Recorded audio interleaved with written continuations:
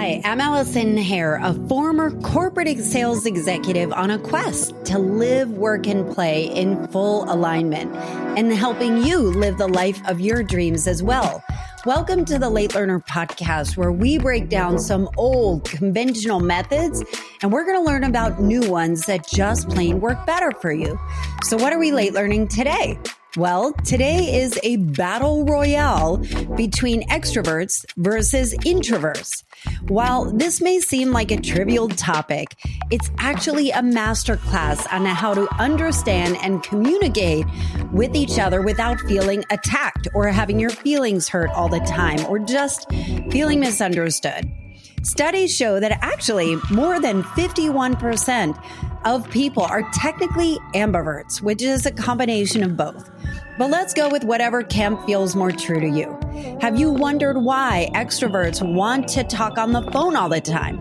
Are extroverts annoying to introverts? What happens when your partner is the opposite of you, where you get your energy from? So let's balance the scales out a bit.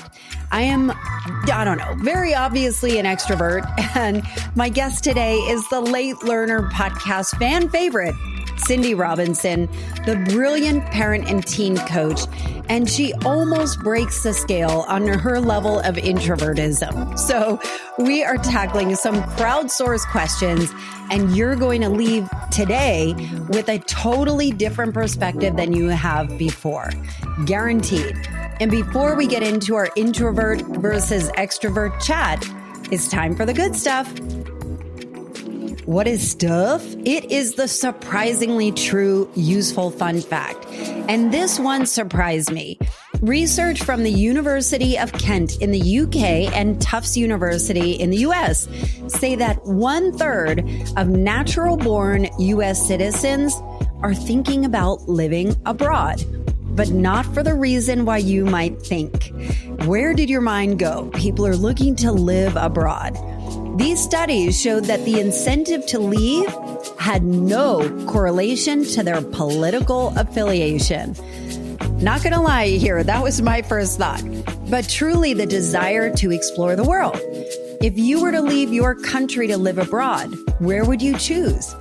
I know for me, it's probably super cliche, but I would say Italy. I mean, the bread. Oh, what about you? Well, here is our battle royale with Cindy Robinson between extroverts versus introverts.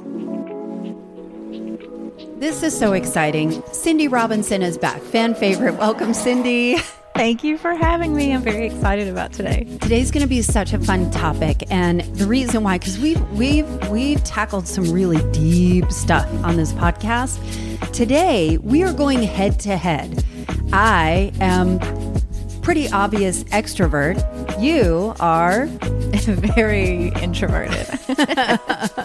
And so we are going to kind of dismantle, or at least, I don't know if it's go head to head, but like try and understand each other better and see. I think there are just so many misconceptions about introversion, extroversion, and then layered on top of that are just idiosyncrasies, quirks, things that make you unique, things that make me unique, and, the society at large. And maybe somewhere for a listener, you're going to hear something that relates and something that helps you understand the people around you and how you operate, right? That's the hope. Yeah. So let's talk about you as an introvert. So if you're on a spectrum of introversion, where would you consider yourself? I would say I'm pretty far on the end of introverted. I wouldn't go like full like hermit level. I do leave my house, but no, most of my energy is replenished in solitude or in very calm and quiet spaces. So that's how I get energy. So I would say I'm pretty darn introverted. What about you on the extroverted spectrum? I would say if it's a scale of 1 to 10, I'm probably an 8. And I wonder, is anybody really all the way on one side or the other? You know, the people that can't help but strike up a conversation on the plane, and I'm like, I can't. Like some days I'm in the mood for it, but most of the time I'm not. But you see those people. It's like the stereotype of an extrovert is somebody that is talking to everybody. They're pleasant, they're happy, they're affable. And it is so celebrated in the US, especially, to be extroverted. And I think on the flip side, there are negative stereotypes or misunderstandings of introversion, which I think are important to dismantle. Don't you think? Yes, I hope to kind of represent for my introverts, because I am coming to a realization that there's no good or bad. There's just different. And so, yeah, I would like to kind of debunk some of the myths or stand up for my introvert pals about a few things. So I'm wondering about you growing up as a kid, right? Like, what did introversion look like for you, let's say in high school? Totally masked. So you wouldn't have known I was an introvert in high school. I definitely was an expert at masking. I had a master class my whole childhood in how to regulate people's moods. And I think I learned pretty early on that people are more regulated by an extrovert. They're more regulated by a very social, very emotionally responsive person. What does that mean? I learned, through my caregivers and other people in my life that they preferred me to be extroverted. And they kind of punished anything that was perceived as shyness. A lot of my family members were hardcore introverts. I mean, pretty extreme introverts. But I think because I had more of a social ability, like I was able to, because I'm not shy, I'm introverted. I was kind of made the front person of the family of like, get out there and communicate for us and put on a good face for us and keep us happy and keep us joyful with all your entertainment. So I had learned to play that role pretty early on. So because I wasn't shy, I was introverted. In high school, it looked like social. I was very social, would have been perceived as very extroverted, but internally, no. What did that feel like for you? Did it feel like you were wearing a mask, or did it feel like this is just what I have to do to survive? It sucked ass. Like basically, it was terrible. I pretty much just felt like a fraud, I guess is how I would best say it. You really identified as a fraud, though. Mm-hmm. Yeah, for sure. I was always looking around like, am I human? And like, everybody else seems to be doing okay, and I am like not doing okay at all. And maybe they were all masking too, I don't know, but I definitely felt like I was a fraud amongst authentic people. So during this period when you were masking, what did it feel like when you were unfolding as you should have been? So maybe you're in your room reading by yourself. Like, do you remember any instances of what that experience was like? Maybe in your teenage years, your 20s, as you're kind of coming of age and learning about dating and all of that stuff. Well, yeah. So, no, my coming of age was pretty traumatic. So that's a hard one to unpack. But as far as like, when did I nurture the introvert, or when did I let that person or how did you know that it existed? Yeah, because I have what I call my inside world. And so when I was alone, I loved being alone. And when I was alone, my inside world would come to life. And so when I was younger, that would be like playing pretend or having like pretend worlds. But that carried over pretty late in life too. And I just basically had this inside world and outside world. And the inside world I really didn't share with anybody. And it would just be daydreaming and writing. I love to write, creating, drawing, things like that. But I always kept that really private and kind of separate from the rest of the world. It just kind of feels as an introvert. I think this is one thing. I mean, maybe some of this is just Cindy's trauma, but one thing that I think is connected about introverts is it does kind of feel like our privacy is really important to us, and sharing that with someone is a really big deal. And it does kind of feel like in an extroverted world, when you try to share some of that inside world, they just take it and eat it up and like kind of drain you dry. So then you learn early on to like to separate or protect that sort of inside world versus that outside persona. And I think for me growing up, I think looking at people around me, and I have older brothers and siblings that were so gregarious, so charismatic. My father is very charismatic. Even though he's kind of quiet in general, he's just, you just see him around, especially a woman. Like the charm turns all the way on. And I looked at that and looked at my mother, who in her prime was just dazzling. And she just was, I remember her just floating through the house, where she loved having people in our home. I lived in a home of 9 people. And so imagine like extroversion, right? Like we had 6 children, my parents and my grandmother. And my father, who was raised in Lebanon, that cultural, everybody is invited. We have food for everybody. And so we always had people coming through the house. And so I loved it. I loved the energy. And I loved even the like noise in general doesn't really bother me because I can easily tune it out. And I wonder if it is growing up in a big family, but it was very clear that you're taught, say hello to whoever, make sure that you look at them in the eyes and say, please and thank you. You need to be polite. You need to engage in conversation. I find myself doing that with my kids, who one of them's pretty shy. And so I think from my experience, I don't know that there was any other way, but I didn't feel like it was the wrong way. To be brutally honest, I operate a lot on external validation still to this day, and still trying to figure out that. I don't know if that's what fuels extroversion, but I know based on research that the dopamine levels, that reward system, is very prevalent and is firing in an extrovert, where it's another side of dopamine that's firing for the introvert. Do you know much about that? Yeah, I did kind of geek out on a little bit, because I can't form an opinion on anything without the science. Quickly, it seems like, because I was trying to look for, peer-reviewed science. Some of it seems a little pseudoscience-y, so I wanted to weed through all of that. It does seem like, at the very least, extroverts prefer the feeling of their dopamine receptors being tingled, I guess, or being activated. And it seems like introverts prefer the feeling of what's called acetylcholine, which is a different chemical in the body. They prefer the feeling of that being activated. And so why that preference and how much of that is genetic? Probably a lot more genetic than we want to say, or that we, because we can say, I'm like this because my parents did that.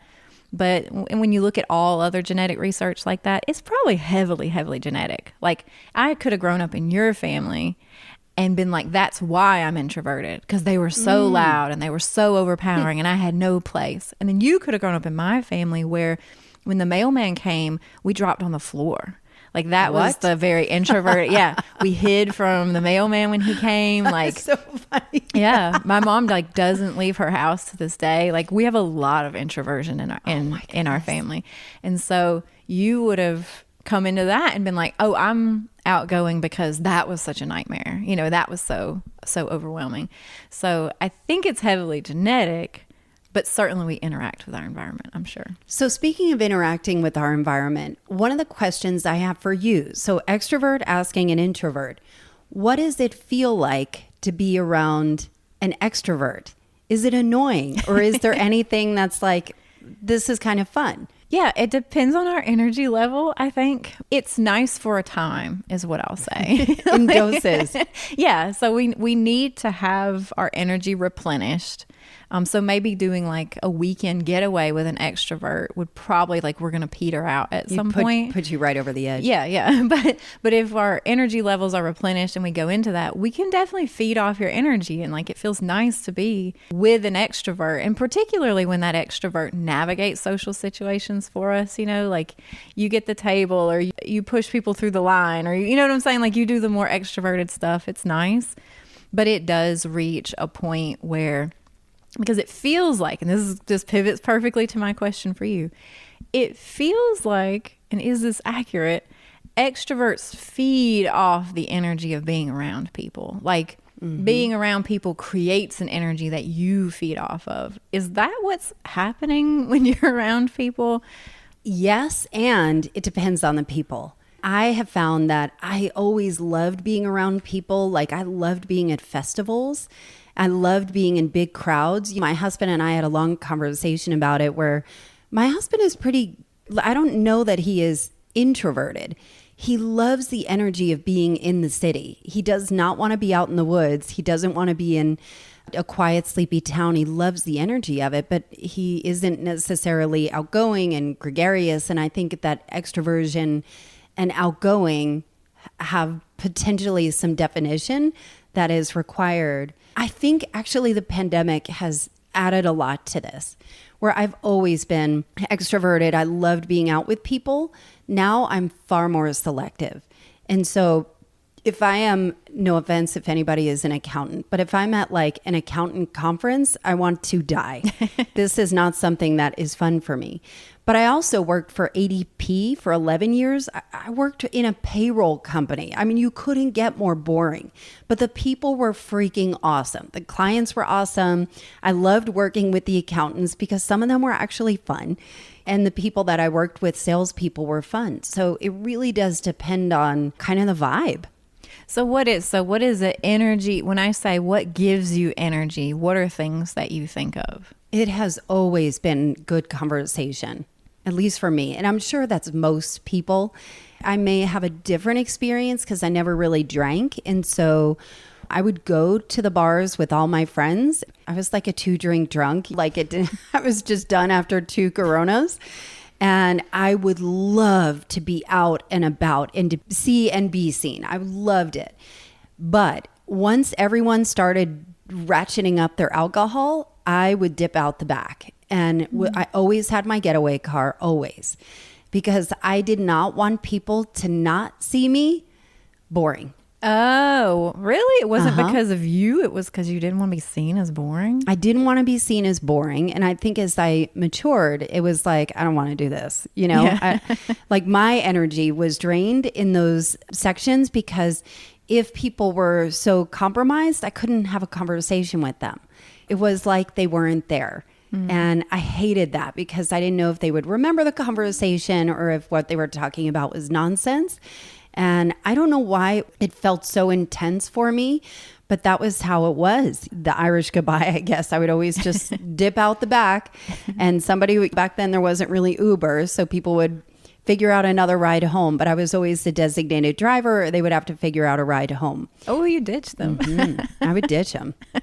Well, and I think that's going to be relatable to a lot of introverts. I think maybe just what puts us in that space is probably even less than maybe what it takes for you to get there. Like it takes a bunch of people like getting drunk maybe for you to feel that way. But I think we can feel that way more easily perhaps. Because when I think of like what gives me energy, it's not a lot to do with people. It's a lot of retreating, a lot of quiet time. Definitely my core people. I've got a very small list of core people. I mean, I could count probably on one hand. Yeah, I'm pretty confident on that.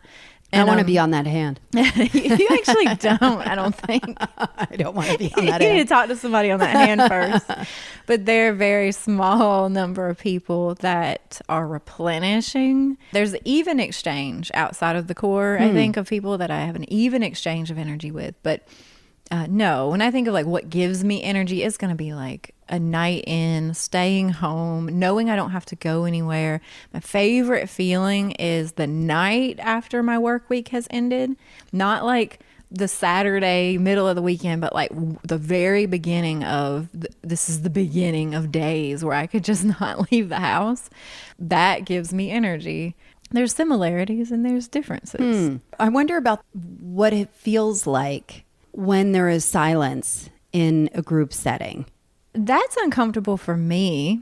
I think mostly because of the mask, because I learned to always keep people's emotion regulated and I still feel that natural pull. So when there is a lull in a conversation, that's where it's getting blurry between shyness and introvertedness, I think. And I think for shyer people or some people, a lull in the conversation is no big deal. But some people can be very social, like be very capable socially, but be fueled by things that are more introverted. And so I don't like a lull in a conversation. I will be quick to feel uncomfortable and feel like I have to fill it, but that's draining for me. It's not fun to fill in the gaps. I had crowdsourced some questions on this too. And Gina had said that she has no problem with silence in a conversation. And I thought, That's like a next level. That's healthy. That's like so Jedi healthy. level of communication or just being okay with yourself. And so I personally feel like when I'm with somebody who is introverted or shy, my assumption, and this is probably where it gets really juicy to the listener, my assumption is that you're uncomfortable. So like an introverted or a shy person. And so I probably shouldn't use those interchangeably. My assumption is if somebody looks like they are socially uncomfortable or there is an awkward silence, I am all over it. And so I have conditioned myself to do everything I possibly can to make that other person feel comfortable. And so my goal is like, let me get this person to a point where they can relax. And I don't know if the person wants Probably me not. to help them relax. Right. You know, like, Right. So it is filling in the gaps. So that is my own experience. What is that like on the other end? Because I'm sure you've been with people that are super extroverted where they are, I don't know if it's dominating the conversation, but they're driving it, right? Yeah, and these assumptions, right, by extroverts that they make about people who are more introverted or who don't necessarily need all that conversation all the time.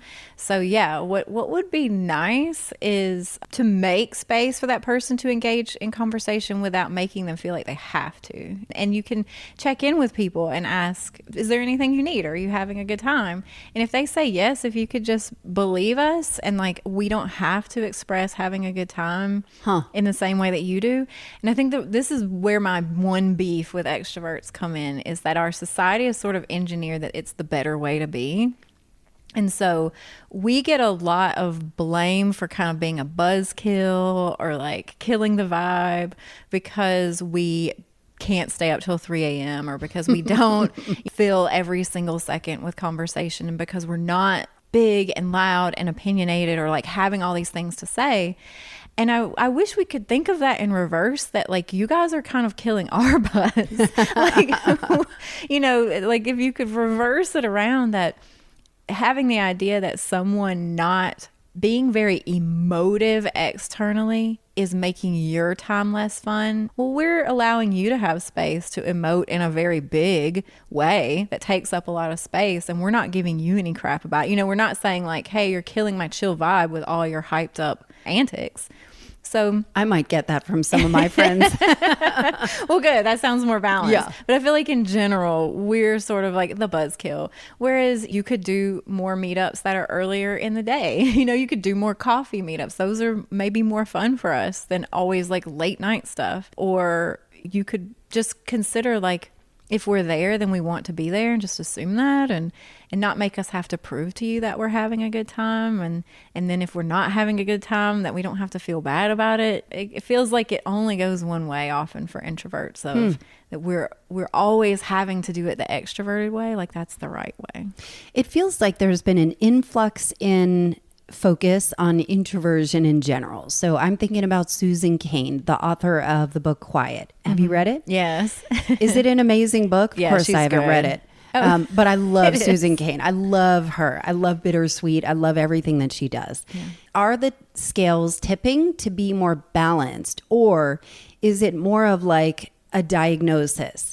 Yeah, I don't know. I think probably it's definitely becoming more acceptable to be introverted. And I think definitely, like you said, the pandemic, it seems to have shown a lot of introverts that they're introverts. Mm-hmm. But yeah, it's getting some pushback. But in general, I'd still say overall, it feels like an extrovert's world.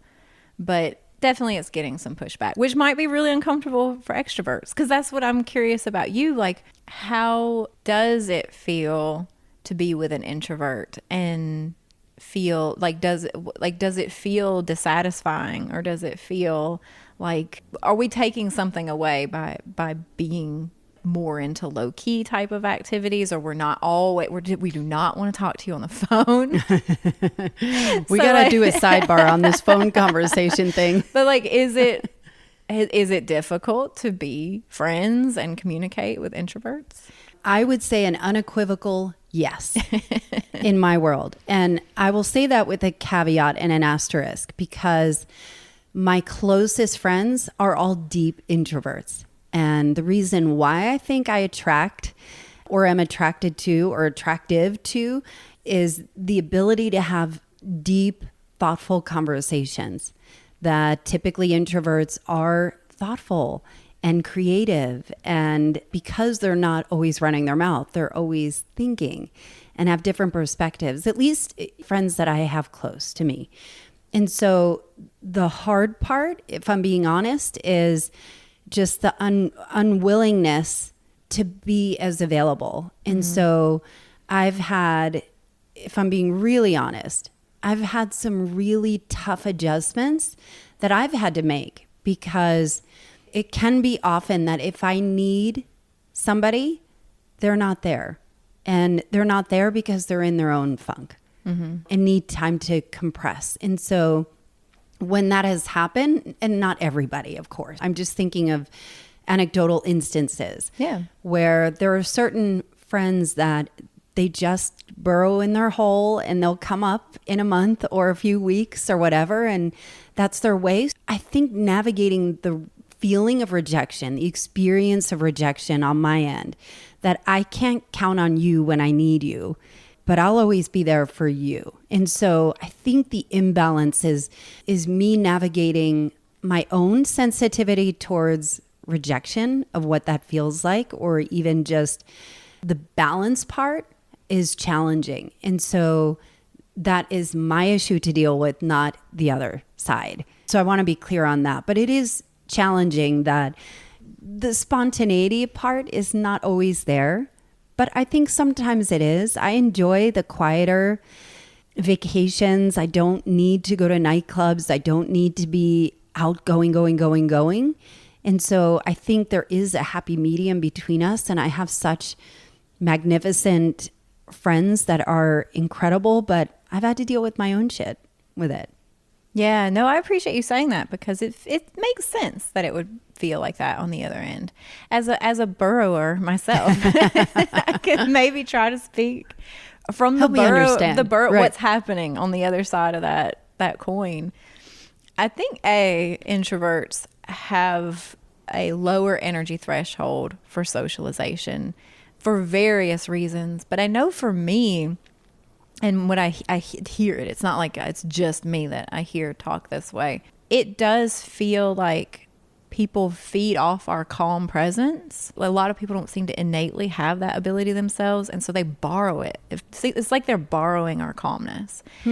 And so we lose it. At least me personally, I can't have that many people borrowing that from me, especially when it's something I highly value. There's a cycle that I go through where I retreat and I rest up and I gain a lot of energy and I gain a lot of insight and I feel really good. And then I do want to get out into the world and do things. And then it's sort of like just little energy suckers, just like lots of little, I think for a lot of introverts, the types of contact that we get reached out to for feels really heavy. I mean, it's like a lot of people want to ask us about deep things, and we only think deeply. You're right about that. Right. We do, but that can get really overwhelming. So once we put ourselves back out there, it does feel like a lot of people need things from us and have been waiting for us to come back, and they need a lot of things. And then that goes through a draining period where it's like, oh God, how do you manage start to that? Feel overwhelmed. You retreat. Like you just start, there's this overwhelming feeling that comes over of just like, oh my God, everybody needs something from me, is what it feels like for me. I can't say how it feels for everybody, but I could see that being me not being alone in that. That when we step out, a lot of people borrow energy from us and borrow that sense of calm, and in really heavy and intense ways. And it leads to overwhelm. And it's not like one person is just sucking life out of us, but we step out and, 15 people are, can I pick your brain for this? I need to ask you about that. I need to brainstorm this. I need to get this. And that just builds up. And then you feel really overwhelmed. Hey, it's Allison. Thanks for listening. What is the biggest goal that you desire right now? Do you have the exact steps to get there yet? Or maybe you're not sure you have the time to figure it out on your own. You're so busy. If you'd love some clarity and focus on what's next for you, we should talk. I'm offering a free breakthrough call and have opened up a few spots for you. Go to AllisonHair.com/schedule. Take this time to focus on you. It could make all the difference. Like for me, it's not a choice. Once I've hit that overwhelmed feeling, the only way to get back to myself and to feel that sense of calm that I've kind of given away is to just pull back in, stay with the core people, because they've been around so long, like they know the deal, and I'm there for them unequivocally. So there's never I have to make sure I'm okay for that core group. Mm-hmm. But other than that, I kind of retreat, replenish, and the cycle starts all over again. Are there any instances where there are people that, and I know you touched on it before, but there are people that are restorative to you, that you can hang out with them endlessly, and maybe that's your husband and son, Pretty much. But I wonder if there are other people that feel so rejuvenating, where like I'm hearing this and that thought of like, I'm too much for some people. And that is like, as an extrovert, I'm not for everybody, right? And I'm okay with that. But like the I'm too much thing, I really am too much for people like you. Well, and I think it's not you're not too much. I think it's just the dichotomy between us. Mm-hmm. Like it's how our balance works, but it has a cycle it has to go through. Mm-hmm. And so no, I don't think like when I'm feeling that overwhelm, I'm not mad at anybody who's in my text thread or anybody that's in my emails, asking for something. I'm just like, it's time. You prioritize and so you. it's just a very different way of getting energy. And when other people who are maybe more extroverted or just operate differently, they may love all these people asking them questions that may really light them up and feel really good. And it does for a second for me, but then it starts to feel like, oh, burden. But no, I don't think you're too much. I just think it's a different way of getting energy. And that's one way. And that does kind of lead to my question for you, because I remember one time, this is a thing that was like a clear difference in how we operate. Uh-huh. We were talking one time, I think it was about the psilocybin experience, and you were doing it with a group. And I was like, what about doing it solo? Like the idea of doing group meditations, group sound bathing, group everything sounds so disruptive to me, like sounds so counterproductive. So I'm curious, what does it feel like for you when you do group experiences like group meditations or things like that? What does that feel like as an extrovert when you're feeling a group's energy? So I'm thinking of two different instances. It's a really great question. So in the psychedelic assisted ceremonies, those I had no problem with because I knew they all had the same goal. And the number one thing is, are we going to be safe? Are we going to be taken care of? And I had that trust. And so sharing that experience with people that were also probably scared like I was and trusting like I was and trying to work towards a common goal, which is healing, which is understanding, which is connectedness, which is the death of ego. Like that felt really good. It felt really good. And it didn't mean that I was opposed to doing it alone. But in those cases it was, because I didn't know what to expect. So I wanted to make sure I had coverage of somebody that had experience and somebody that I trusted. But I also know that in some group settings, there was another experience where I was at a retreat. It was in Sedona. And we did this experience I had never done before. And these were with women also with a common goal, growth-oriented, amazing, powerful, strong women. People I didn't know. And it was in Sedona, right? Like, so you're out of your element. And we did this exercise where essentially it was almost giving permission. It was an experience where they would play a song that was designed to spark anger. And so you were invited, to whatever level you felt comfortable, to just let it out. Just let it out. If you wanted to scream, just scream. If you wanted to shake your arms or stomp your feet, or punch things, do it. If you wanted to cry, just do that. And so we did that. And then there was a sadness, like a sad song to evoke sadness. And then it went into more of a happy kind of healing, freeing song. And so it was just over the course of these 3 songs. And the people on either side of me were wailing. I could feel their energy so intensely where I was like, I can't let go. And again, I think I have problems releasing anyway. And I have not even been able to do it with my therapist. Like, I think it needs to happen alone in the quiet somewhere, but it has not happened for years, just to like yell or scream or let it out and feel safe. But in this occasion, I was like, well, I'm just going to hold space for these two women on either side of me and everyone here. And that was all I could do, because it was really intense. And I was crying because I could feel their release and their grief and their sorrow coming out. And it was kind of a cop out. Like, let me just hold space for them because I'm not going to lose it for me. And part of that maybe is an ego thing, that I didn't want people to hear how loud I scream or know like my deep insides.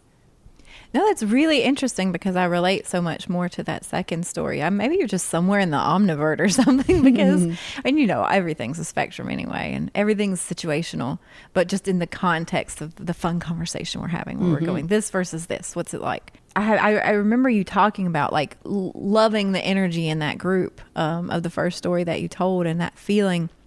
I've tried to do that, and this is back to sort of I guess some things work for some people and some don't, because I wonder if people will relate. I tried to figure out, like, what is it that I'm holding back? Is it that I'm resisting? Like, why do I never feel in groups that feeling that I hear people talk about of just the group energy is so powerful, and I have never, ever felt that way leaving a group. And I would try to do more and more intense groups to bring that out of me, like, shake it out. It's got to be in there. And then I've just figured it out one day, and have been just content ever since. That I think some people, and I've discussed this with other healers and stuff who relate to this sort of introvert trait, maybe, that some people I think end up being the energy trash can. So like, I think I'm an energy trash can for people. And that just lines up consistently every time. You need to define energy trash can, because you are a coach, right? Like, you deal with some deep shit for parents and teens, and really, really deep stuff. What is an energy trash can? Yeah, well, and in that very relationship, my trash can works very handy, because that is the point, that they're throwing something away, and I can hold that for them, and then I have to dispose of that off on my own and cleanse that energy. And I do heavy meditation in order to do that. So in that sense, that's fine. That works for me in the context of working with clients. But if I'm going somewhere because I need to be held, or if I'm going somewhere because I need to be filled up or I need to be replenished, I kept trying to do it in a group setting because I kept being told, like, it's such a great feeling. So I kept looking for, like, where's that feeling? But it's just that I'm always the trash can. So what it feels like when I try to do things like that is a little more similar to your second experience, that everyone's trash, everything that everyone is releasing feels like I have to hold it. And so it's not as fun of an experience for the person who relates to that role. So we maybe just don't get the kind of...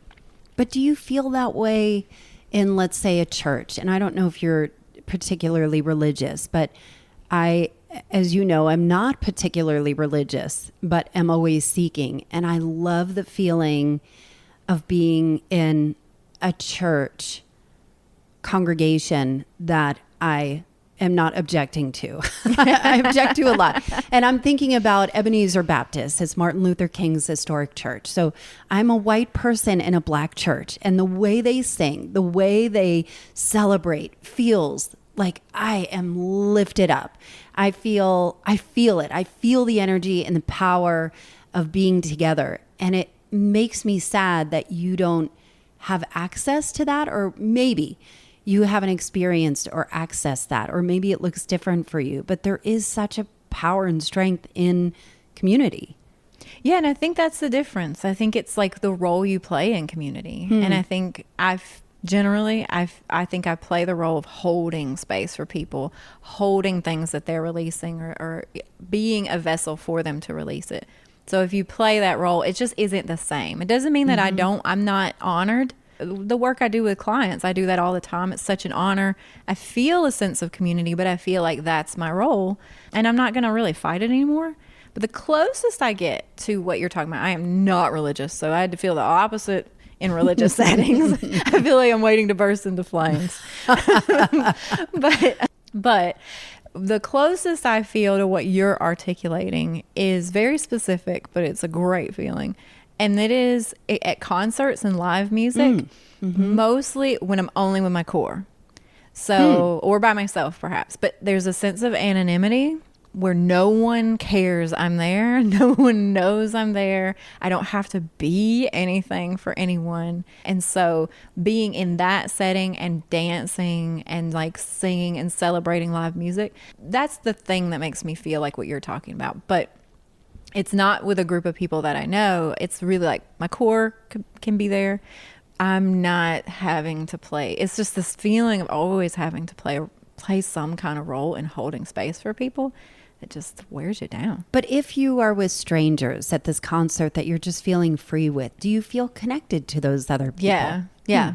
Because it's the anonymity of I'm with strangers, so there's nothing they need from me. You should follow my New Girl Summer challenge. It's going into new fall. Nice. New Girl Fall. Yeah. I have been following along. I think it's a great idea. Yeah. So I wonder, and especially you as a parent and teen coach, somebody who is deeply understanding of the introverted experience, raising a son. I don't know where he falls on the spectrum, but I imagine you probably have been very intentional of how do you help coach and guide him, especially when he was younger, learning how to socialize in a way that really was particular to him and not necessarily you need to be kind, you need to be polite, you need to say please, thank you. You make sure you say hello, ask them how they're doing, all of those things. What does that look like for you? Well, I did that at first and it screwed him up.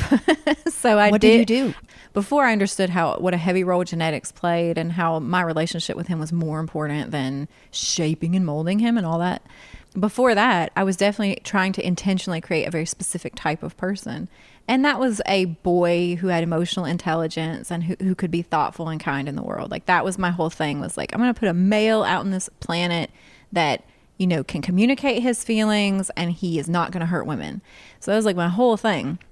But I had a gentle and kind kid. So constantly preaching to him, be kind, think of others, be kind, think of others, was like a one-way ticket for him to have huge issues with over caretaking for people pleasing. So I did that and screwed it up. and since have recognized how important genetics and letting a child's genetics like unfold without trying to judge it. And so then when I started backing off and letting him be who he was, that was it. And it turns out that he's quite, has social anxiety. So he's shy or has social anxiety, but is very extroverted. He's very lit up and very energized by being around other people. So he has to deal with, that can be challenging, but it's something he loves.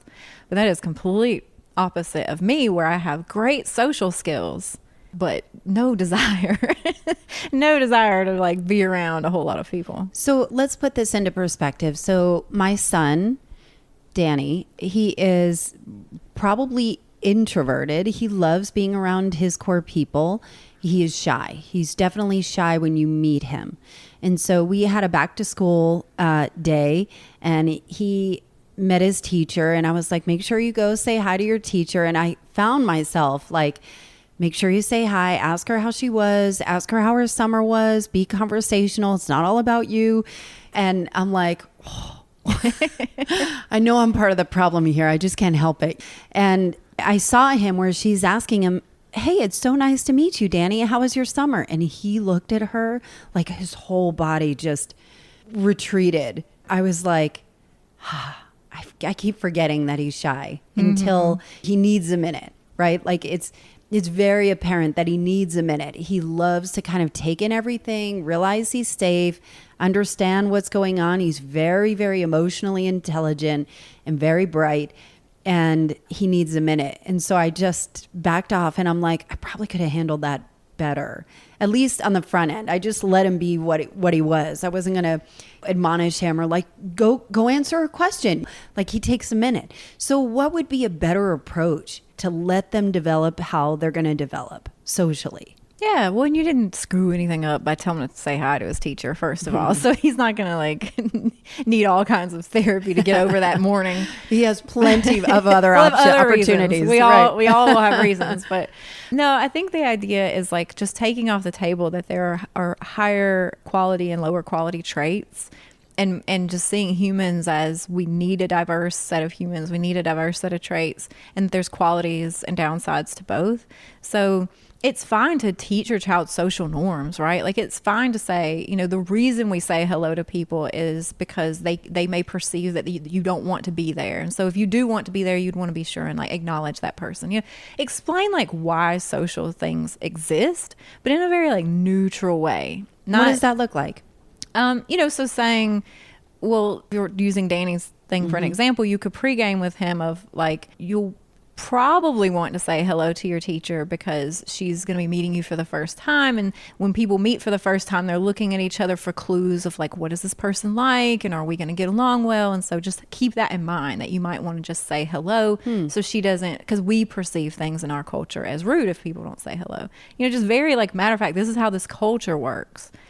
But then if he has social anxiety and he freezes up and he can't, then it's not like you failed. You know, it's like I explained the social norm and yeah, you might have come off to her, but you also she might understand that some people have social anxiety and it sucks. You know, it sucks to have social anxiety, but it's also okay. You know what I mean? Like, so very just however you are is probably fine, but explain. My thing is like explain the language that our culture speaks, but learn your child's language too. You know, like don't just put it all on them that they're supposed to become these great salesmen, walk in the room and can shake anybody's hand and look them right in the eye. Tell them like those are things our culture values, but also so they can understand what's happening on the other side, but also ask them, what are you feeling when that's happening? And can you explain that to people so that can you tell them that you have social anxiety? You know, or can you... Is that okay to say out loud when you're a kid? Heck yeah, yes. Think about context is always good. I know, but do people even know? Like, how do you identify social anxiety, whether it is shyness, social anxiety? The other thing you mentioned, again, is rudeness. And so I think the fear, and this has come up even the crowdsourced questions, is people assume that you're mean or rude. Yeah. If you're introverted because you're not so over the top. So can you explain that a little better? Yeah, and I learned this from the autistic community, which I'm really grateful for, is when you look at interventions for autism that are actually effective, it's about that there's two languages. And often a lot of the old school tools for autism was there's one language, it's ours, and you're doing it wrong. And so we would just teach them to mask and act like us when authentically they didn't make any sense to them whatsoever. And so then now the newer interventions working with children with autism is let's learn both languages. And how people with autism communicate can be very different even from child to child, but learn what that means to them. Learn when they say that, what does that mean? And figure out how they speak, and also share your language and interpret for them. Like when you don't say hi to someone, sometimes they think you don't like them. Just explain that.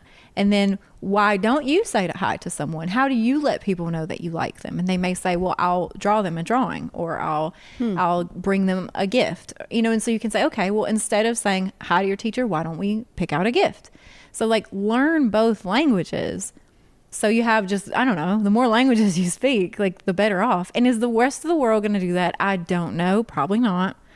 But I just don't care. It's on the world if they're not willing to learn that there are different ways of doing things. We're changing things societally now. So do you think social anxiety is caused by introversion trying to mask or otherwise? I'm sure there's a correlation, and there's probably a million things that result in social anxiety. But definitely one of them could be being introverted and being overwhelmed. Like if you're around a bunch of introverts and they're taking up all the space, you can start to feel scared to insert your opinion, I'm sure. But there's a lot of things, all kind of things can result in social anxiety. I want to understand a little more about the identity side of I'm an introvert, I'm an extrovert. I found that when the topic had kind of become popularized, and memes are everywhere about introversion, and people feel seen, and Susan Cain's book and all of those things, the TED Talks about it. It almost felt like, at least from my perspective, an excuse. Well, I'm an introvert. I'm not going to that. It was almost an annoying ass diagnosis. You know, like, I'm an introvert. Do you find yourself using that or identifying, because identity are just a code of conduct, right? Like a code of conduct that makes sense for you. Do you find yourself using that as like, nope? That's very interesting you would ask that question, and a little bit revealing, if I'm being honest. So the idea of identifying as something is that you're becoming more and more comfortable. If it matches with your identity, you should be feeling more and more comfortable. And all along, humans really should have felt comfortable. I don't know why we reward people making themselves very uncomfortable a lot of the time. So I think if there's a little clue here, that if you feel a little like they're copping out or they're using it as an excuse, you may be robbing yourself of the opportunity to do those same things. And you may be a little jealous of the fact that they aren't having to do those things. But like, in general, we shouldn't be doing a lot of things that we don't want to do. And so I don't think it's ever an excuse that I'm introverted. It is the reason that I don't want to be there. And I shouldn't go to things like, who wants people at something that they don't want to be there? So it's just interesting that you call it an excuse or a cop-out. That must mean you don't want to do those things either, basically. I don't know. I just say no to what I don't want to do. But then why do you think they're copping out or giving an excuse? It almost feels like, and again, this is just anecdotal. This is just from my experience. No, but it's really interesting. If you think so. And I'll have to think through this more, because I don't, I just have seen some people proudly say, I'm an introvert. That is not for me. Yeah, I think they're telling the truth. I think that's how they feel. Yeah, because it's a lot of things are not for us. Yeah. We have a very extroverted design world. And so you're saying like, and I'll just say no. Is that what you mean? Like, but what's the difference, I guess? I don't know. What's your reason for saying no? If I don't feel like it. I mean, I certainly have introverted tendencies too. There's some things that are super draining for me. I'm not going to go to, I don't like karaoke bars. I'm not going to do karaoke. I don't like it. Well, I guess it's just one excuse is not more, like their reason is not more valid than yours. Saying they're extroverted and saying I don't, or saying they're introverted and you saying I don't want to. Yeah. They're the same thing. I don't know if it's the label part. I don't know. It's something I'll have to do some self-reflection over. And we've gotten real bold about throwing it around. Like we've definitely been say, well, I'm an extrovert, so I'm doing everything. And you could, but I think we may be getting a little more sassy with it because we've been caged up for a while. Like we've been made to go to obligatory stuff. We've been made to like feel bad. We've been made to get out there and do more, that something's wrong with us if we don't, for a long time. So maybe we're proud to wear that badge now, because like finally it's not necessarily something to be ashamed of. But no, I think it feels connecting. I think introverts are really happy to find out that there are others of us who also didn't want to be doing all that stuff, but also that it's just more socially acceptable to be introverted. I mean, it really used to be like you're going down a wrong path. Like if you were introverted, it was, you weren't going to have opportunities. You weren't going to have as good of a life. Is that still the case though? Like I know that we say it, but if you're in a job interview, like, and that came up a lot with the crowdsourced questions of, you were taught that if you're not this way, you're going to miss tons of opportunity. And it's an unfair experience. You can't be who you are. You won't be compensated. You won't be chosen. So how do we combat that? I don't know. I just think we should look at like, are there jobs that extroverts work themselves out of? You know, like, are y'all maybe not the best fit for other jobs where you need somebody who has a calmer energy or a lower key presence, or can create that space to not speak. I think a lot of therapists are introverts, and they can sit in that, they can do that awkward silence. They have a word for that silence, and they do it on purpose. But, so it's like it's fine. The pregnant pause. Yeah. If us being not that social, or if us not wanting to go do tons of work travel and be lots of networking events will keep us from getting those jobs, okay, I think that's like fair enough. But are there other jobs that maybe we're a better fit for? Because we, IT, like I think IT people do great. Like accountants, another good example. Like a lot of people have jobs where they don't interact with humans a whole lot. And that would be, I'm sure, torture for a lot of extroverts. So like, why are we not telling y'all, oh, you probably don't have a future in IT? Well, there are a lot of forward-facing people that come across as extroverted, and people are so surprised because they are public figures, they are in sales roles, they are like a public person. Maybe they are famous in some way, and they're like, no, I need time to recharge. And people are always surprised because they think I'm an extrovert, but really I'm not at all. I think it kind of blurs the line in general. And even like the ambivert kind of definition of, is there really a line in the sand for one or the other? Are we really that different? And if we are, is it just the brain science and just navigating the cultural conditioning on top of it and our own chemistry, our own genetics? Yeah, no, I think this conversation has helped me see that there's a lot. I thought there would be a lot more mystery to what it's like to be you, but I think it just is this slight difference in what gives us energy. But I heard a lot of familiarity in what you were saying and related to it. And it sounds like maybe you heard some familiarity in what I was saying too. Totally. And I think even the misconception that introverts hate parties, don't want to be around people, and the misconception that extroverts love small talk. I hate small talk. I don't know that anybody loves small talk. Yeah. It is just part of like something I can navigate, but it's not something I enjoy at all. And I wonder if it is just those blanket stereotypes that are, how do we find a better way to kind of understand each other and leave space? I think for you and I, even these episodes, like you call me every few weeks or a month or two or whatever, and you're like, when are we recording again? And I know you've come out of your hole and I'll jump on it. But if it were up to me, we would do this every week. I do not have that bandwidth. And that just, it's a different type of energy filling. Yeah. It's a filling energy for me once a month. It's energy filling for you once a week. And it's just a difference in, just like chocolate, right? At some point it's too much. At some point it's too little. And we just don't agree on what that amount is. And I think that is the interesting part of me feeling that experience of wanting more of whoever it is and it never being enough, where you're like, I have had enough. Yeah. I need more quiet. Yeah. I need less people, more me. And you have to deal with that feeling of like it's not enough, and we have to deal with that overwhelming feeling. So it's a trade. Like we each have our perks and our downsides, but like while you're off dealing with why don't I want more of this person and I feel rejected, we're dealing with I'm feeling overwhelmed and like the whole world is asking something of me. So it's just these two different very painful experiences. Is it painful?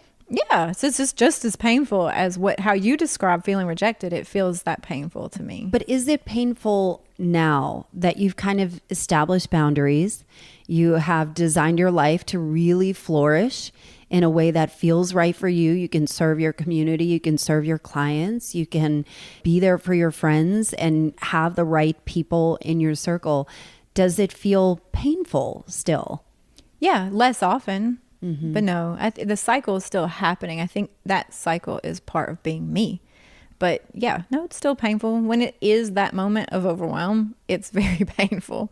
But it happens less often and it lasts less long, I guess, since having boundaries. But I don't ever see me having a life where there's not the cycle. I don't think I'm just going to always be chilling, in this happy medium. It is the back and forth that is the balance. Did you love the pandemic? Yeah. You did. And my son ruined it. I loved it. I loved it. And he was depressed. He got depressed within like week 2. No joke. And it killed the vibe so hard. I was so mad because I had to worry about his mental health. And I was like, oh, I'm doing so great though. Yeah, it was, he ruined it. And I still tell him that, like, you totally ruined the pandemic for me. It went away. Now we're back to your world. And now I'm going to ruin your world for you. But yeah, he got depressed and we had to socialize. Like we had to like either deal with his depression and then once you could actually get out. So we were like having to get out as early as possible, you know, and do drive-by birthdays and all that kind of crap when I just could have stayed inside like all day, every day. I'll ask maybe some rapid fire questions from these crowdsourced questions. Okay. And I may rapid fire back. All right. This one was interesting. And I don't know if this is at all correlated or if you'd even know the answer. So maybe we'll just bullshit our way through this one. Yeah, anecdotal. But the question was, one of this was from Laurel, and she asked about, my husband and I process things differently.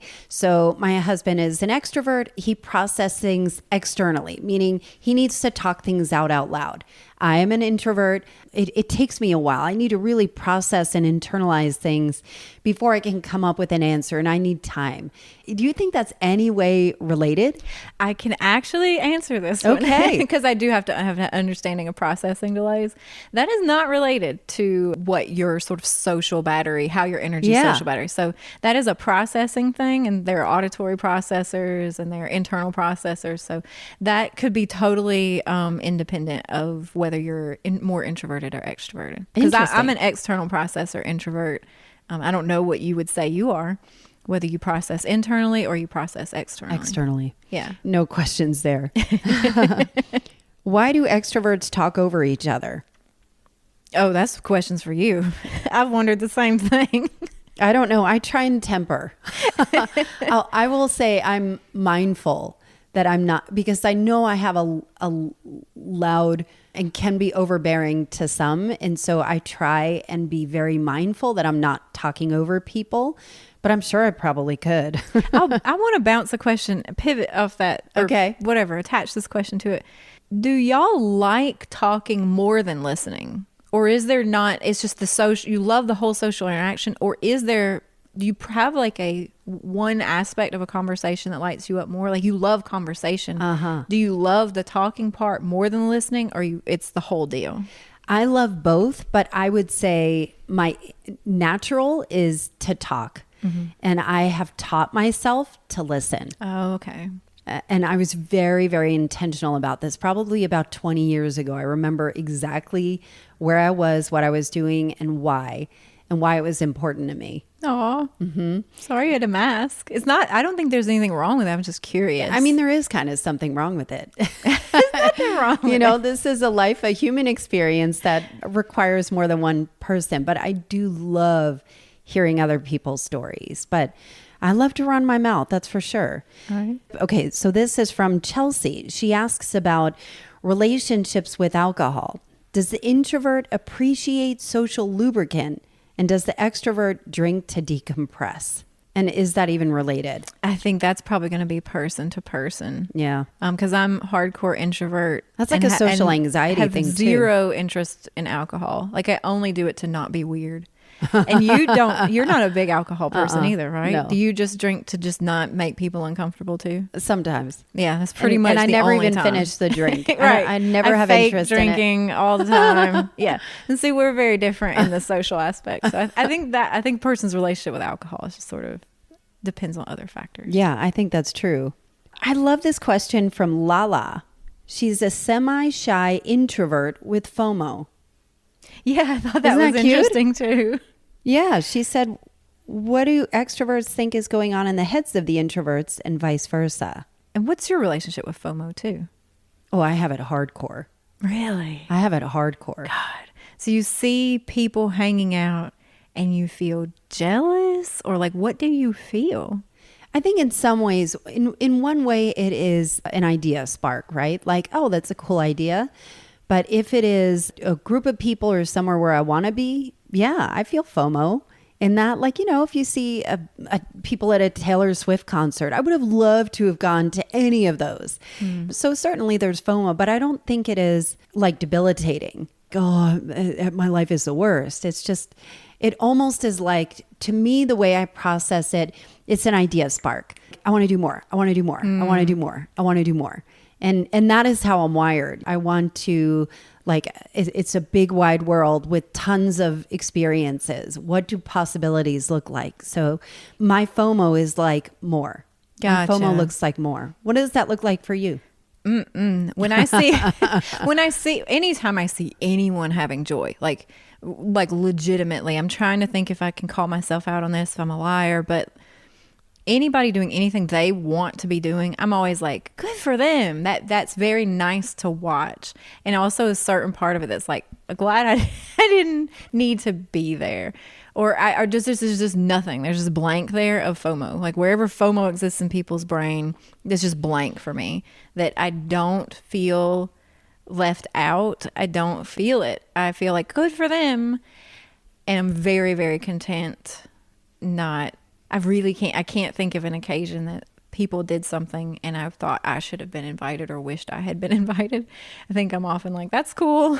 And I'll stay here. I think your brain should be examined, packaged, marketed, and sold. Because what does it feel like to be content? I mean, I don't know that. I mean, I'm not content. Other things maybe make me feel duress, but that doesn't. I don't have whatever that is. A fear of missing out. I do not have. I have a fear of not getting to go home. A fear of not staying in. I actually have that too, that I feel like if I am at certain events, especially in the evening, because I really love going to bed at a kind of an earlier time, there are certain places where I am counting down the minutes till I get home, can leave, and especially at sporting events. So I generally, I don't have FOMO for any of that, but like if people invite me to go to a big game or something, I'm like, no, because I'm just not fun and I don't want to be there at all. Not fun. That made me think of a question. When I look at my calendar, maybe you do or don't do this. Maybe this is an introverted thing. When I look at my calendar, I look out projecting the week and I'll feel a certain way based on what the calendar looks like. So are there ways that you structure your calendar that you think reflect your extrovertedness or making sure those energy needs are met? Or like, what does an ideal calendar structure look like to you that would meet your energy needs? That's a really good question. And I think a couple of years ago, a packed calendar was a good calendar for me, but it wasn't very sustainable. And it didn't mean that the things on those calendars weren't things that I wanted to do. I think now the calendar is all exciting. And so every single appointment is like, yay, with very rare exceptions. And that is a calendar by design. And so there is white space. Block out Tuesday mornings are my creative time, and I protect that with my life. And so those are when I'll do podcasts and blog and just leave it open. And the rest kind of gets filled in. So I don't know if that's the same for you, but socially, I generally have stuff going on maybe once a week in the evening, maybe twice. Like this week is not at all. And that's okay too. Kids are going back into school and we're trying to adjust to that. So I don't know that there's a lot of charge in the calendar. And your weekends, like are they very social or? I think our calendars are not as social as they should be on the weekends. When my kids were younger and they were invited to 50 birthday parties, multiple birthday parties every single weekend, that was it. And it was going back to back to back. But because my kids don't play a lot of sports or any sports really, there isn't a lot. I question whether it is the wrong thing because we don't have, in my opinion, enough on the weekends. Like my kids love to play video games and they're perfectly happy to sit here and do that. And I am perfectly happy to yell at them all weekend long. And that is not the kind of state that I want. So you would have a slightly more social calendar. What about you? Well, I was thinking about that. After I asked the question, I was like, it's going to get asked in reverse. And am I going to tell the truth? I kind of think I should tell the truth, but I am nervous to share what my calendar looks like because It's like a very sacred. That's very sacred to me, my calendar and how I structure it. I only work 3 days a week, Monday, Tuesday, Wednesday. And how I structure Monday, Tuesday, Wednesday is a taper. So Monday, I'm almost breaking my neck seeing clients. Like, it is nothing but clients. You can't even speak to me that day. I'm like going like 8 a.m., 8 p.m. at least, like, it is constant. And then Tuesday is somewhat less than that. It's a little bit lighter. It eases off. And then Wednesday is more like a half day, I would say. So it's almost 2.5 days. But I would say workload wise, it's three solid days. Because I'm either out doing things and I'm having to be in that mind space, or I'm home. I don't really have a lot of in between. So doing a little, because my husband's always like, why don't you just work less over 5 days like a normal person?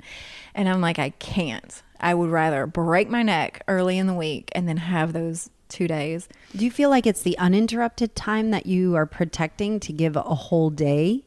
Yes. It's just, I'm either fully giving away myself or it's shut off. I just don't really have an in-between that I'm aware of.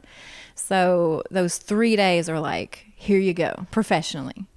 So then Thursdays are typically my sharing myself with people that I would say aren't the core, or 24/7. You know what I'm saying? But other socially or professionally, networking wise, like that's my Thursday day to do that type of stuff. Friday is retreat, and that's when I research and I read and I drink tea and I basically lay around. Maybe I clean. I don't know. Maybe I do nothing. And then I try to do nothing on the weekends too. So it's almost like 3 days a week that I try. Only core people really get me on the weekends, with few exceptions here and there. But like that's what it really looks like. Why do you hate talking on the phone? It's just your whole attention has to go to that. And I can pay attention to 50 things at once. But if you're calling me, now I can't spend time with my family. I can't sip my tea and read my book, or I can't do something while I'm texting you. If you're calling me, that is the only thing I can be doing in that time. And it just feels like, it drains more. I don't know. It's like opening the tap on wide versus opening it slowly. And it's like, all my attention has to go to you. And I feel like my attention has to go a lot of places. And I think it really does. If you got in my brain, you would see that my attention has to go a whole lot of places. And I could have 15 text chains that I could get that same information across to. Versus a phone call, a 20-minute phone call is like only that is the only thing. So I'll do it when I'm in the car. Do you think it's a millennial thing or an introvert thing? No clue. I don't know whose thing it is, but I'm on board. Because if I'm going to call somebody, I'm in the car and I'm in a 4-hour drive. Only Same in the car. thing. But I love talking to people on the phone in the car. But I'm also frantically like trying to figure out like, who do I need to catch up with? Oh, and then I'll call them, get voicemail. Then I'll call somebody else, like get voicemail. Then I'll call somebody and talk to that person for like 45 minutes. Yeah, they got to be in the car too. So you have to coordinate your car rides. Yeah. Some people are more accommodating than others. And then some people are like, send a voice note, a-hole. Yes. This could be done by text. The wonders of text. Well, Cindy, introvert versus extrovert. I think we did it. I think so. I learned a lot. How can people find you? My website, cindyrobinsonllc.com. And what have you learned recently, as a late learner, that you were wrong about? You always ask me this. And you know what? I figured out last time. So I'm still not going to be able to answer your question, but I at least figured out last time you asked me that and I had the hardest time. And I am afraid of being wrong.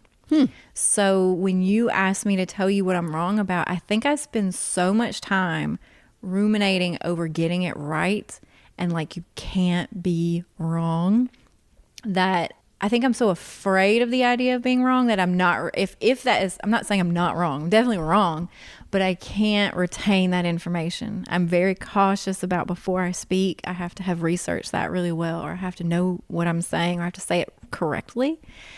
So I don't know that I'm wrong about answering this question. Because it shook me, that question, when you asked me last time. And I was like, why did that question bother me so much? Why couldn't I get it? Like, what was, and I was like, am I a know-it-all? Do I think I have to always be right? But no, I have a fear that definitely comes from good old healthy childhood trauma of being wrong. And so that information does not get processed in my brain, I think, in the same way that it should. I think that's super relatable. Cindy Robinson, thank you again for being back on the Late Learner podcast. As always, it's a pleasure. Thank you. Big thanks again to Cindy Robinson for joining us for this thought-provoking conversation on introversion versus extroversion. If you'd like to check out some of the previous episodes with Cindy, especially on the counterintuitive yet highly effective approach on parenting adolescents, ADHD, tough conversations, and so much more, I've linked all of her previous episodes in the show notes, as well as how to contact Cindy for more info. As for you, what would life be like if miracles were happening left and right for you? What would you do with the extra energy or money or confidence or time or deeper relationships? Well, I've got a gift for you. It's called the Month of Miracles. Like, for real, it's 31 days of small things that you can do that will make you a magnet for miracles. Go to AllisonHare.com/miracles and start calling them in as soon as today. And if you're ready to have someone in the passenger seat with you, helping co-create a plan to help make those miracles happen in your life, I have a few spots open on my calendar where I am offering a free breakthrough call just for you. Listen, nothing changes until you do something differently. So let's talk. Go to AllisonHare.com/schedule. And of course, I've linked everything in the show notes. As always, I am so grateful for your ears, for your attention, your feedback, your positive reviews, you sharing these episodes in your own circles, and even having your own forums discussing some of the topics that we cover here.